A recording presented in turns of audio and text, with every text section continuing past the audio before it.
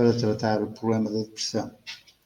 Mas nós temos a depressão também instalada nos adolescentes.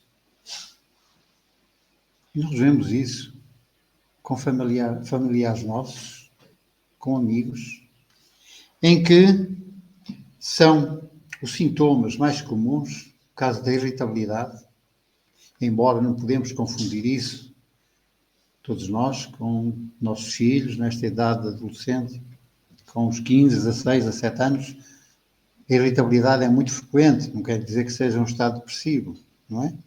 Mas em que eles começam a ganhar já uma certa autonomia, a querer demonstrar uma certa personalidade. Isso é normal. Mas aquilo que acontece também, com um grande número de jovens, essa depressão deve-se ao efeito de drogas e do álcool. A procura do álcool, a procura das drogas, deve-se muitas vezes à necessidade de eles se sentirem mais soltos, mais desinibidos. E se existe problemas já a nível do sistema imunológico desse adolescente, isso poderá conduzir à dependência da droga e à dependência do álcool. De acordo com os dados da Organização Mundial de Saúde, 11% da população mundial sofre de depressão. Estamos a ver que já é um valor muito, muito elevado. Em Portugal, cerca de 31% dos jovens têm sintomas depressivos. A maioria, sintomas moderados, mas graves também. Mas é uma doença muito pouco diagnosticada. 1 em cada 10 jovens consome drogas e álcool. Portanto, estamos a ver que já está incluída naquela percentagem dos 10%, já são valores bastante elevados. O que é que leva os jovens a consumir drogas? Entre esses fatores são as emoções, são os sentimentos associados a um sofrimento psíquico muito grande, é a depressão, a culpa, a ansiedade e a baixa autoestima. Tudo isto são fatores que levam o jovem a procurar desinibir-se através da utilização da droga. As desigualdades sociais, porque nós estamos a passar as pandemias tão frequentes, já não falando no Covid, porque elas são contínuas. Em todo momento nós ouvimos dizer que apareceu um novo vírus, muito mais potente do que aquele que uma grande parte de nós foi afetado. A guerra, as crises climáticas, tudo isto são fatores que nos tornam muito mais depressivos e preocupados. Como é que esta depressão é analisada do ponto de vista espiritual? A culpa, o remorso, a mágoa e o ressentimento levam as pessoas a estados depressivos, muitas vezes profundos.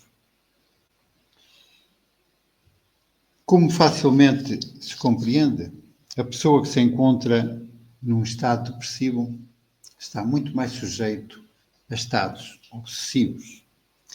E temos então no Evangelho segundo o Espiritismo, no capítulo 28, no item 71, quase na parte final do Evangelho, em que Kardec nos diz que a obsessão é a ação persistente que um mau espírito exerce sobre um indivíduo. Apresenta características muito diferentes, desde a simples influência moral, sem sinais exteriores sensíveis, até uma perturbação completa do organismo e das faculdades mentais. Ação persistente. E por isso é que está ali sublinhado, porque é muito importante nós não nos esquecermos. E continuando, no Livro dos Espíritos, nós vamos, então, se trata de uma ação persistente ou contínua, Será que os espíritos nos influem tanto como nos dizem? E Kardec, também preocupado com isso, fez esta pergunta na questão 459, quando ele perguntou à espiritualidade superior se os espíritos influem em nossos pensamentos e em nossos atos. E aquilo que ela nos disse, uma resposta que todos nós já conhecemos, muito mais do que imaginais, e influem a tal ponto que de ordinário são eles que vos dirigem. Este ordinário quer dizer normalmente são eles que vos dirigem. O que quer dizer que nós estamos sujeitos a esta influência da parte espiritual, que nós podemos chamar negativa, e que são eles que muitas vezes nos influem, nos levam a fazer determinadas coisas que até só podem ser contra a nossa vontade. Mas a culpa de tudo isso não a podemos atirar para eles, para os espíritos inferiores. A culpa de tudo isso é nossa. Nós é que nos colocamos em posição, através dos nossos pensamentos baixos, do nosso tipo de leituras, filmes menos próprios, pronto, assim, nós é que nos colocamos mais sujeitos a essa influência. Quais serão as causas da depressão? O que é que poderá provocar a obsessão? Então nós temos aqui dois tipos de causas. Temos as que decorrem do espírito obsessor e aquelas que estão relacionadas com o encarnado. Nas primeiras, nós vamos ter a vingança, o desejo do mal, o prazer de afligir, o ódio, a inveja, a covardia moral, o orgulho. A primeira, e uma das que é mais frequente, a vingança. Alguém que conviveu connosco, a quem nós fizemos mal por qualquer motivo, muitas vezes até sem nos apercebermos disso, aquela pessoa quando desencarna, ela vai querer vingar-se do mal que lhe fizemos. Nós vemos em muitas obras do André Luiz, em que ele nos fala, e são obras que seria importante vocês irem lendo, irem consultando. Nós temos aí, por falar nisso, temos uma biblioteca com livros destinados precisamente a serem emprestados para as pessoas levarem para casa e para lerem. Todas estas obras de André Luiz nos trazem informações preciosas sobre aquilo que se passa no mundo, na parte espiritual, aquilo que os espíritos pensam, aquilo que eles fazem. E, portanto, esse desejo do mal, o desejo da vingança, o prazer, muitas vezes apenas de chatear, é uma das coisas que a espiritualidade inferior tem prazer em fazer. O ódio, a inveja. Relativamente ao segundo item, relacionadas com o encarnado, nós vamos ter aqui dívidas do passado, coisas que nós fizemos de errada numa existência anterior, pode não ter sido na última, pode ter sido 2 ou 3 existências anteriores, em que essas dívidas, esses débitos têm que ser acertados. Credulidade excessiva, a ignorância, a invigilância, que é uma das causas em que nós somos os únicos culpados. Esta invigilância que se diz, orai e vigiai, através da oração nós conseguimos estar mais libertos dessa influência, estar mais protegidos. O desleixo, a vaidade, o orgulho, que são qualidades, entre aspas, que nos atraiçoam e que nos trazem bastantes problemas. É aos centros espíritas que recorrem muitos irmãos quando passam por situações destas. Estados depressivos que conduzem à obsessão, que muitas vezes são mal interpretadas, essas doenças para as quais a medicina, por vezes, não encontra solução de imediato. A ajuda dos centros espíritas passa por identificar os motivos dessa obsessão, tentar preveni-la, e pode, inclusivamente, ajudar e ajuda, precisamente na desobsessão, em processos de desobsessão. O tratamento da obsessão, é que nós chamamos de desobsessão, está de acordo com o tipo de obsessão. Aquela obsessão que nós consideramos a mais ligeira, a obsessão simples, ela, apenas uma mudança no modo de pensar da pessoa que está a ser obsidiada é muitas vezes suficiente para conseguir ultrapassar. Aqui, a ajuda externa poderá não ser necessária. A pessoa que está obsidiada, por ela consegue, com algum esforço, com oração, com pensamentos mais nobres, consegue facilmente evitar esta obsessão. Mas os dois tipos de obsessão, que é fascinação e subjugação, é necessário associar a terapeuta médica e psicológica a um tratamento que possa ser feito a nível de uma casa espírita. Nunca ninguém que venha numa situação destas, seja por este motivo ou outro qualquer, na casa espírita lhe dizem para pôr os medicamentos de lado, que vão fazer apenas aquilo que nós aqui dizemos. A água que aqui é tomada substitui qualquer tipo de antibiótico. Não. Isso não acontece em nenhuma casa espírita. Esse aconselhamento é dado. A verdadeira solução para qualquer um destes problemas tem a ver com a oração, o passe, o estudo, o trabalho no bem. São fundamentais para o tratamento da desobsessão. Mas, voltamos a repetir, que nos casos mais graves da fascinação e da subjugação, além destes tratamentos feitos numa casa espírita, há necessidade do tratamento médico que foi aconselhado, a consulta a um psiquiatra, a um psicólogo, continuam a ser importantes e não podem ser desleixados. De qualquer maneira, o tratamento da obsessão passa sempre por uma transformação moral do obsessor e do obsediado. Isto tem a ver com a nossa reforma íntima. Nós vamos ver aqui algumas causas que poderemos facilmente compreender porquê. A obsessão ocorre sempre através de uma influência mental.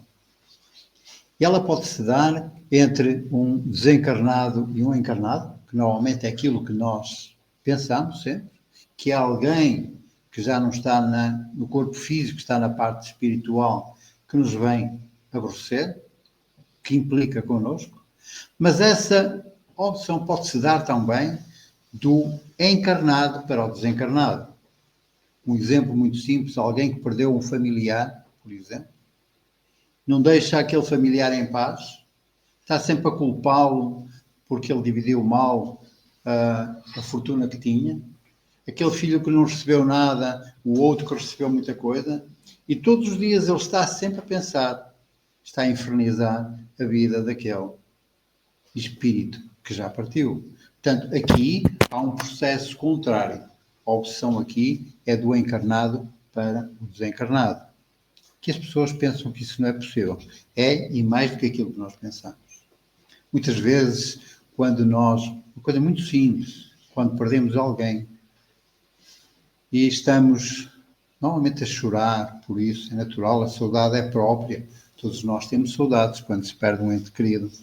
Mas, quanto mais nós nos agarramos a essa ideia da perda daquele familiar, mais esse familiar está a sofrer com isso.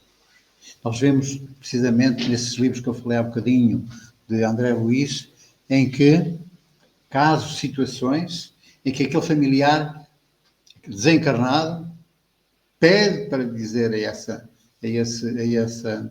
esse filho, a essa esposa que o perdeu, que ele está bem, para não estar preocupado com ele, para deixar de pensar nele dessa forma, porque ele tem um caminho a seguir. Ele tem que preparar a sua vinda novamente numa nova encarnação. Ele tem que estar lá, como nós estamos aqui, com cursos também, os cursos que nós temos aqui em termos da nossa evolução espiritual, lá também existem. Ele tem necessidade desse tempo para isso. Outro tipo de obsessão é de desencarnado para desencarnado. E há uma outra que nós estamos sempre a deitar as culpas para os outros de tudo que acontece. E esquecemos que nós também podemos ser culpados daquilo que nos acontece. Nós vamos ver um vídeo muito pequenino, são cerca de 2 minutos, só para ficar com uma ideia, depois falamos nisso. Como é que eu estou? Como é que você acha que eu estou? Estou mal, estou muito mal. Não estou conseguindo fazer nada, estou fraco, uma angústia enorme, vazio. Tudo que eu faço dá errado, eu não consigo terminar nada que eu começo a fazer. Eu acho que deve ter um espírito obsessor me perseguindo. Claro. Outro assessor, sou eu. Mas você... Calma, só vem que bater o papo rapidinho. Treva. Tá errado. Fica tranquilo. Mas, cara, por que eu te fiz para você me perseguir? Tô falando da história.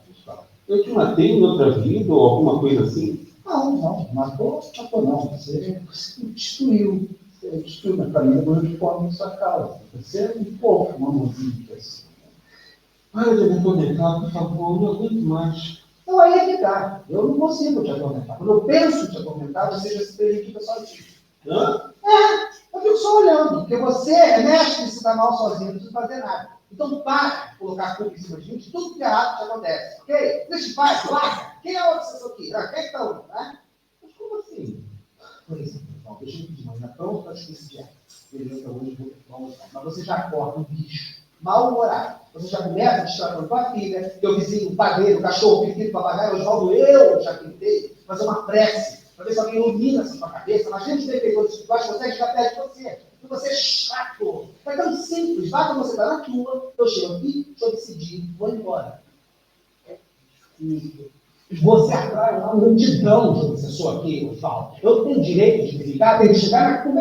Eu não tenho um monte de capeta. Não só a culpa, você atrai.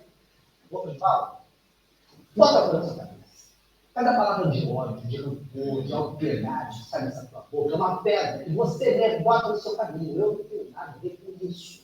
Entendeu? Vamos tomar um pouquinho de comigo? Vamos tentar? Vamos fazer o trabalho dele? Pode ser? Ok? Agora eu vou embora, eu vou ficar dando um conselho. Tá? Essa coisa de mentor, eu sou obsessor. Ok? Eu sou mentor. Nós podemos também aprender com brincadeira. E aquilo que ele diz ali é precisamente aquilo que nós falamos muitas vezes. Nós somos obsessores de nós próprios. Não precisamos sequer de ajuda externa, porque nós somos mais que suficientes para nos prejudicarmos a nós próprios. E como ele dizia aqui, os nossos pensamentos, com que nós, a maneira como nós acordamos de manhã mal dispostos, chateados com tudo e com todos, é suficiente para termos o dia estragado. Portanto, não precisamos de ninguém para nos chatear, nós já nos chateamos a nós próprios. Portanto, a este tipo de obsessão chama-se, como é natural, auto-obsessão, em que o obsessor é o próprio. Portanto, somos nós os algozes de nós próprios. Portanto, neste pequeno vídeo, foi uma forma de abordar precisamente este tipo de obsessão, muito frequente, mais frequente que aquilo que nós pensamos, e que nos traz muitas vezes problemas que se podem agravar bastante. A que é devido a isto? É devido a, precisamente, maus pensamentos negativos, depois há a culpa, o remorso, complexos, que nos fazem estar sempre a matutar na mesma coisa, que nos obrigam sempre ou que nos deixam sempre em baixo, depressivos, que não nos deixam reagir, e acordamos com isto muitas vezes. Por isso é que o dia começa muitas vezes com uma tristeza enorme, que nós não sabemos o porquê. Mas, mais uma vez aqui, a oração, uma prece dita de forma sentida, é muito importante para nos ajudar a ultrapassar isto. Experimentem, se não é costume, mas façam. À noite e de manhã, nós pedimos tantas vezes para o fazer. Não se esqueçam que é muito importante. Quanto aos recursos terapêuticos que nós temos à nossa disposição,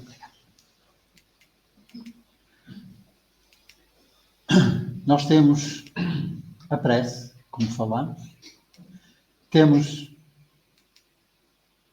a reforma íntima, temos o perdão e temos a ajuda da casa espírita, através da assistência espiritual. Para cada uma delas, nós podemos muito rapidamente ver a prece, feita com fé e concentração, é um meio eficiente para curar a obsessão. O que acontece é que a maior parte das vezes a pessoa esqueceu-se ao sair de casa, ao levantar-se, de fazer essa prece sentida. Então, quando vai de viagem no carro, lembra-se e começa a fazer essa prece, ou a rezar um Pai Nosso assim muito à pressa. Entretanto, passa-nos um carro pela frente, não tem atenção à prioridade lá direito, e nós, pelo meio da prece, fazemos um palavrão logo, um gesto, etc. Portanto, estas são formas muito frequentes quando nós nos esquecemos de fazer essa prece com todo o amor, com toda a calma. O que é que a prece nos traz? Traz-nos uma força moral muito grande.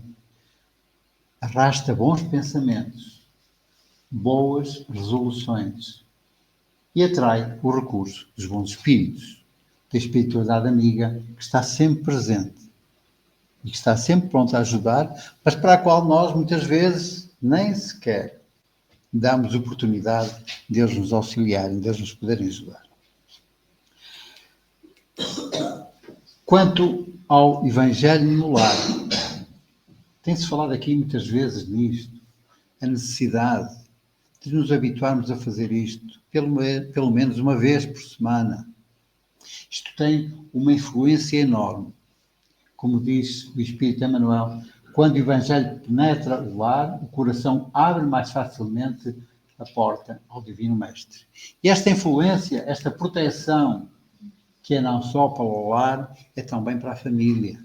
E mais, como eles nos dizem, vai trazer também benefícios para toda a vizinhança, para quem vive num prédio, para todas as pessoas que moram para cima, o andar de cima, o andar de baixo, ao lado.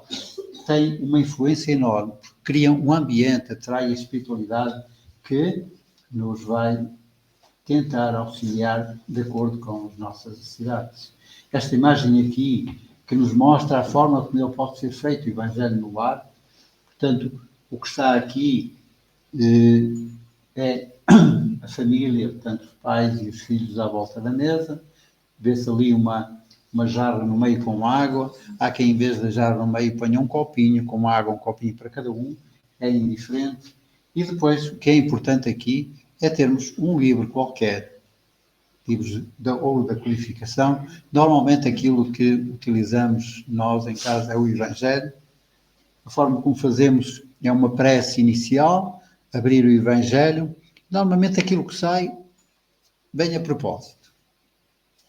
De ontem nos dizia aqui um irmão que esteve aqui connosco no estudo, que no dia em que há qualquer coisa relacionada com a vida dele, é certo que se ele fizer o Evangelho nesse dia, vai aparecer precisamente o tema que foi abordado ou que ocorreu durante o dia.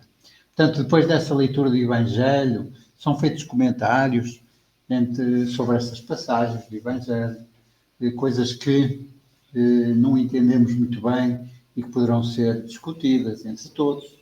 Portanto, isto ajuda-nos bastante. No final dessa leitura e no final desses comentários, é feita uma prece de fecho. Isto poderão ser 10, 15 minutos. Seria o ideal, era fazer isto todos os dias. Não os 10, 15 minutos, mas os 2, 3 minutos que fosse. Era ótimo para todos. E essa proteção, que é aquilo que nós fazemos quando entramos no carro, a primeira coisa é apertar o cinto. Porquê? Uma questão de segurança. Para evitar acidentes. Antes de iniciarmos uma viagem, quando saímos de casa, uma prece simples, uma oração, é importante. Pedir a proteção, o envolvimento. Eu lembro muitas vezes, relativamente a uma história que não sei se é verídico ou não, mas de uns amigos que foram buscar uma colega à casa dela o carro já ia cheio, ia superlotado, e a mãe disse que Jesus vá convosco. E aí diz o que ia acontecer. Ele nem na mala cabe. Ou só se for na mala, que aqui já não cabe mais ninguém. O que acontece é que eles tiveram um acidente. Morreram todos.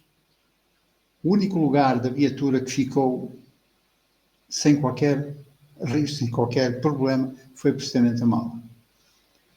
Isto, não sei se foi verdade, se não, é natural que tenha, porque os acidentes são muito frequentes, em que nós vemos que não sei quantos amigos morreram, perderam a vida num acidente de automóvel, mas isto mostra-nos precisamente que é importante nós estarmos acompanhados e protegidos. Finalmente, protege-nos também dos nossos inimigos, daqueles que, se por acaso não têm nada a ver connosco, porque não lhes fizemos mal nenhum, mas aparecem muitas vezes só para se divertir. Isso acontece muito nas reuniões mediúnicas, em que o espírito, através do médium, se comunica e não é por nada, muitas vezes só para fazer confusão, fazendo-se passar por espíritos mais elevados. Isto é muito, muito frequente nas reuniões mediúnicas. Ok, obrigado. Outro que tínhamos visto há bocadinho, a reforma íntima. E nós vemos aqui no Livro dos Espíritos, vamos precisamente encontrar na questão 909, em que Kardec pergunta: poderia sempre o homem, pelos seus esforços, vencer as suas más inclinações? Esta também é uma questão que é colocada muitas vezes aqui nas exposições. E qual é a resposta? Sim, é frequente, fazendo esforços muito insignificantes. Mas o que falta, a todos nós, é a vontade. Há, como poucos dentre vós fazem esforços. Isto para conseguirmos a nossa transformação interior. É difícil, é. E não é conseguida de um momento para o outro, mas é conseguida aos poucos. Mas para isso, nós temos que modificar, muitas vezes, através de leituras mais edificantes, através de conversas mais edificantes, pôr de lado aquelas conversas que é falar mal dos outros, a maledicência, termos pensamentos mais positivos. Esta é uma forma de, aos pouquinhos, nós conseguirmos modificar. Vimos terapia ao perdão. Esta terapia pelo perdão é também nesta oração que todos nós conhecemos, do Pai Nosso, em que na parte final nós pedimos que nos perdoe as nossas ofensas, assim como nós perdoamos a quem nos tem ofendido. Isto muitas vezes é só da boca para fora. Por isso é que nós ouvimos muitas vezes em conversas com pessoas amigas e isso, quando elas nos dizem assim: eu já lhe perdoei, mas... E este mês estragou tudo. Não é? Mas se o voltar a encontrar, se voltar a acontecer, eu faço e aconteça. Portanto, aqui não há o perdão. Aqui não há assim como nós perdoamos a quem nos tem ofendido. Não é de coração. Portanto, o perdão é importante e o perdão é conseguido se nós estivermos perdoar a nós próprios. Este é um dos motivos porque muitas vezes nós temos dificuldade em perdoar aos outros, porque não nos perdoamos a nós. Nós ainda não nos convencemos de quão atrasados nós estamos, das dificuldades que nós temos pelas nossas inferioridades. E então pensamos que somos melhores que os outros. Muitas vezes erramos por qualquer motivo e, primeira coisa, ficamos chateados com nós próprios. Nós temos que errar, nós vamos errar muitas vezes e vamos continuar a errar. E isso consegue-se de que forma? Tentando perdoar nós próprios. Aceitar o perdão de Deus. Muitas vezes não percebemos o porquê daquilo que nos acontece. Mas mais tarde nós vimos entender. Pedir perdão ao outro. Muitas vezes Este pedido de perdão não é da parte do outro, quem nós estamos a pedir, não é acompanhado também. Ou seja, nós estamos a tentar perdoar, o outro não quer saber. E aqui nós dizemos muitas vezes, mas como é que eu lhe posso perdoar se ele nem sequer fala comigo? Mas nós espíritas sabemos que podemos comunicar entre espíritos e essa comunicação é feita através do pensamento. Porque é que nós não podemos pedir pelo aquele irmão com quem eu tive alguns desajustes, para tentar com ele uma conciliação, para conseguirmos mais cedo ou mais tarde poder partilhar com ele uma amizade que já existiu. Tudo isso depende da forma como nós nos situamos. Perdoar o outro. Mesmo que o outro não nos perdoa, aquilo que nós temos que fazer através do pensamento é perdoar, mas perdoar com sinceridade, sem estar com mas. Passando à ajuda, assistência espiritual na casa espírita. Na casa espírita, como sabem, todos aqui, há várias, podemos chamar várias atividades, vários departamentos, recepção e orientação. A primeira coisa que poderá existir numa casa espírita, ou que existe, é precisamente a recepção à entrada. Nós preocupamos muitas vezes e preocupamos muito com a forma como as pessoas são recebidas quando aqui chegam. Nós sabemos que há muitos irmãos que vêm aqui pela primeira vez e vêm desconfiados. Porque esta palavra espírita, espírito, assusta muita gente. A doutrina espírita vem-nos trazer precisamente um esclarecimento muito grande a esse respeito.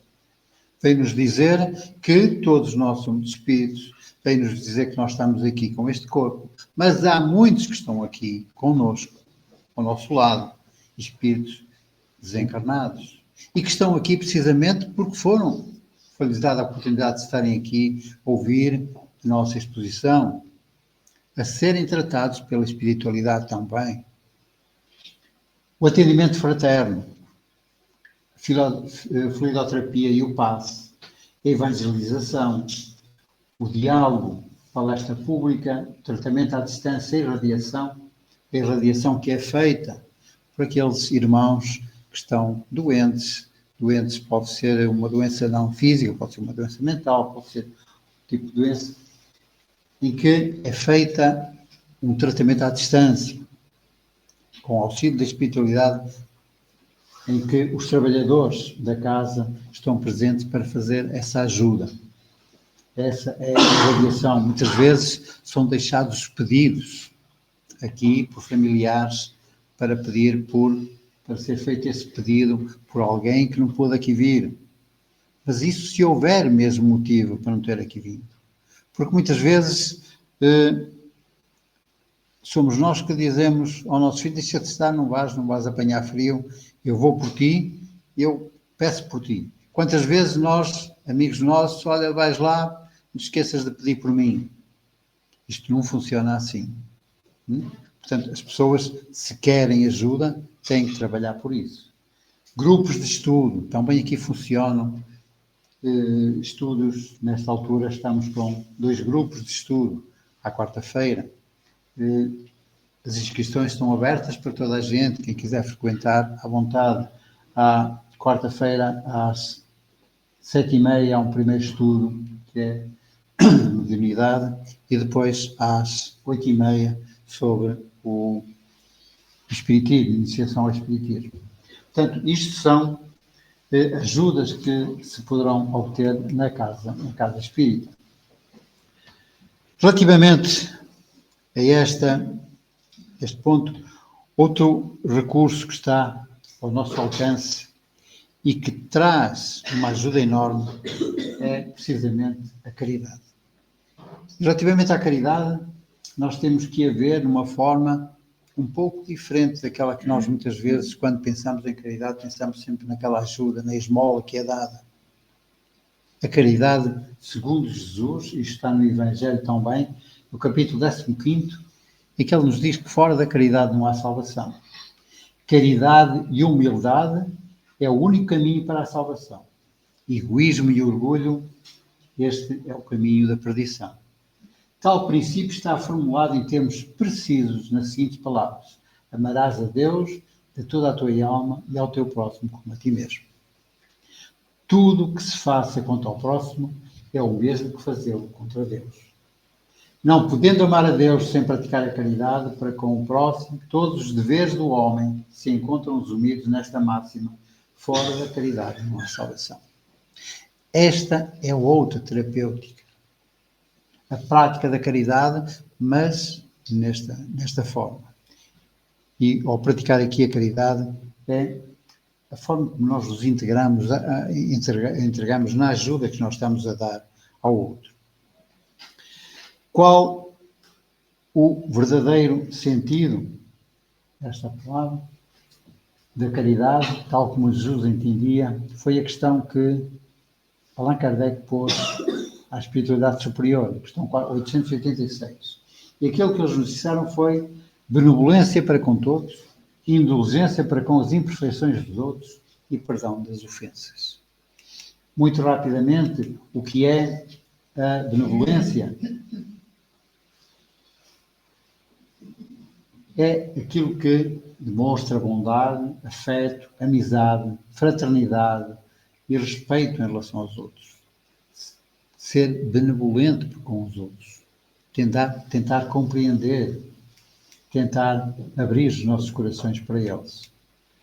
O que é indulgência?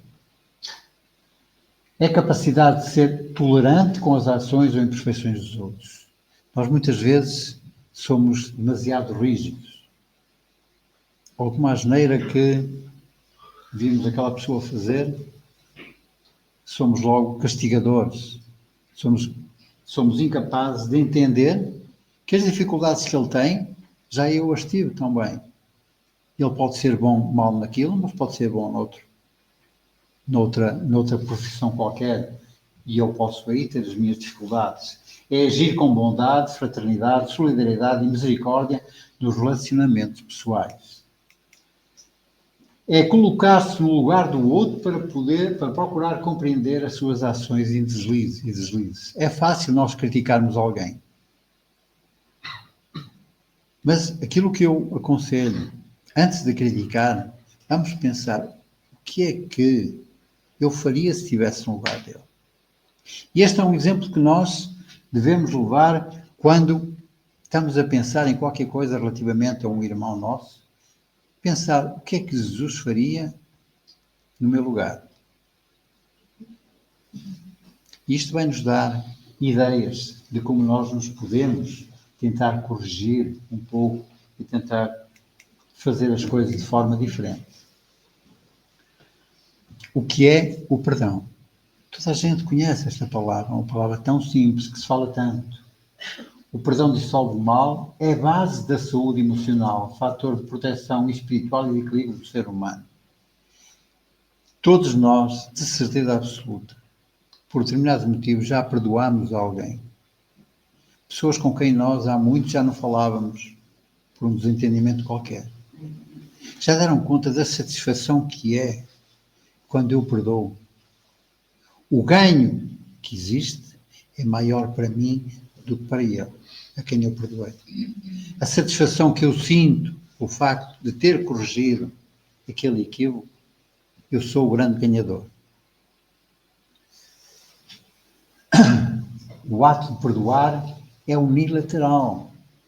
Eu posso perdoar sem esperar que da outra parte haja o perdão. Dispensa a concordância do outro. Se o desafeto for incapaz de perdoar aquele com quem eu me chateei, se ele não me perdoar, o tempo haverá de lhes clarear a consciência, mostrando o equívoco da vingança, do ódio e da mágoa. Era aquilo que nós falávamos há bocadinho. Se por acaso ele não perdoa, não me importa. Eu estou a fazer aquilo que a minha consciência diz que eu devo fazer. Eu devo perdoar, fico melhor. Quem ganha com isto sou eu.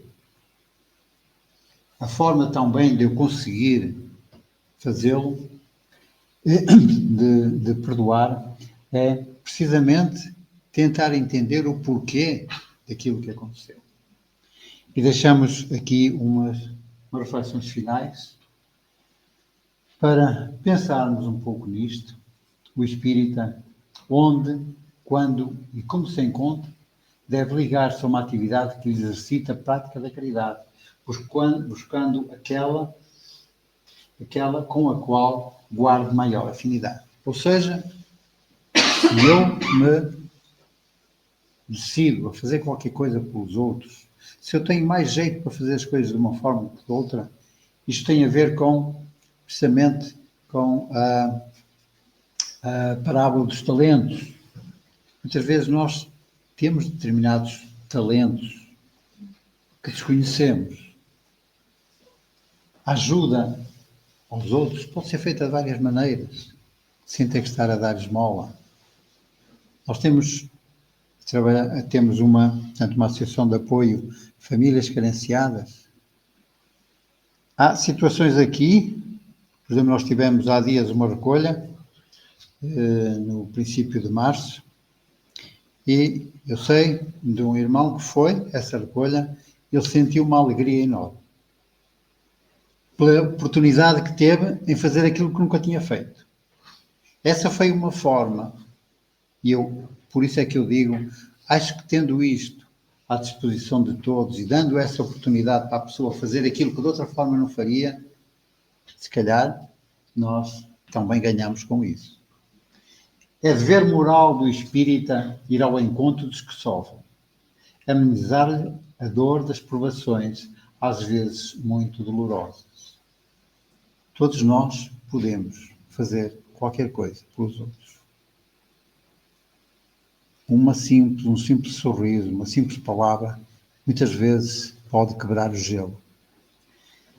E como Chico Xavier nos dizia,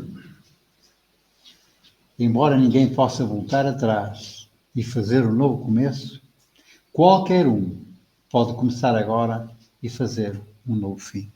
Portanto, aquilo que nós fizemos de errado, nada adianta. Estamos agora a culpar-nos por aquilo que fizemos. Mas vamos aproveitar o tempo que nos é dado ainda nesta vida, nesta encarnação, para corrigir coisas que fizemos mal. Se calhar é boa altura para nós fazermos aquilo que nunca fizemos. De tentar ajudar alguém. De tentar... Uma coisa, não sei se já repararam, que quando a pessoa entra no elevador, quem vive, por exemplo, num prédio, nós entramos, cada um mira-se para o seu lado. As pessoas não trocam uma palavra. Isto logo de manhã. Um bom dia, uma boa tarde, não custa nada. Se experimentarem fazê-lo, vão ver que há retribuição da outra parte. Isto acontece 1, 2, 3 vezes, sem retribuição, mas à quarta já começa. E aos poucos as pessoas vão se abrindo, vão falando, e nós temos tanta necessidade de quebrar este gelo que existe entre todos. Somos irmãos e a nossa obrigação é tentar auxiliar-nos uns aos outros de várias formas que estão ao nosso alcance. Embora ninguém possa voltar atrás, mas todos podem começar de novo. Obrigado.